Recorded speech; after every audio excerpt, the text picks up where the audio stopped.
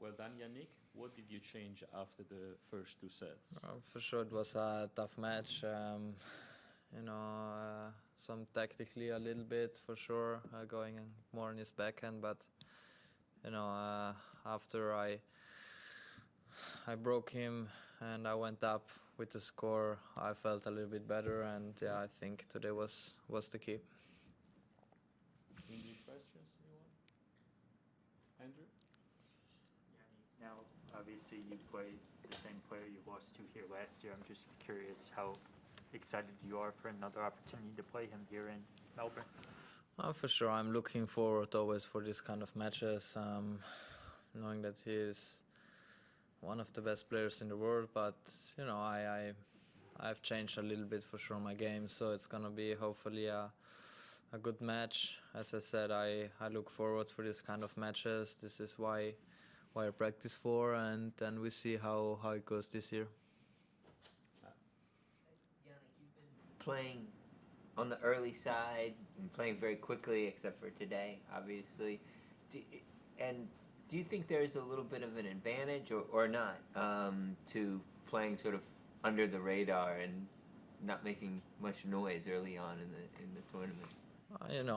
I like to play early matches, especially in the Grand Slams. It's a little bit different when you know that you play around 11 o'clock after you have a little bit more time to recover. So I like this kind of schedules, but it doesn't change so much for me.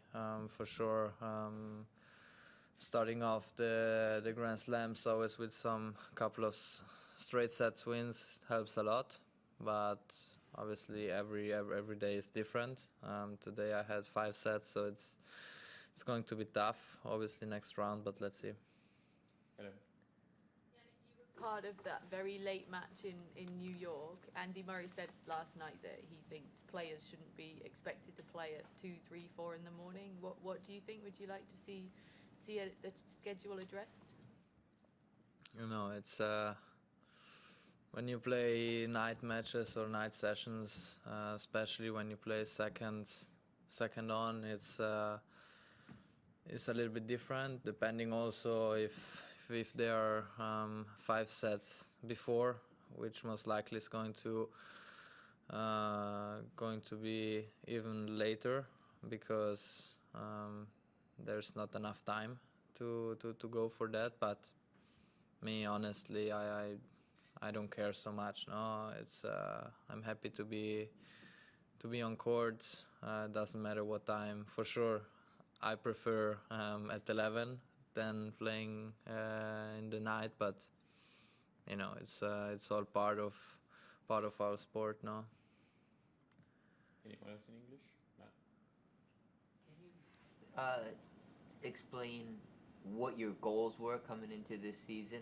I know last season didn't end exactly how you wanted it to. For sure, it's we have a couple of goals. Obviously, trying to improve every day, which is our main goal. But aiming also for some results this year. Hopefully, being part of the Touring Master in the end of the year. But let's see.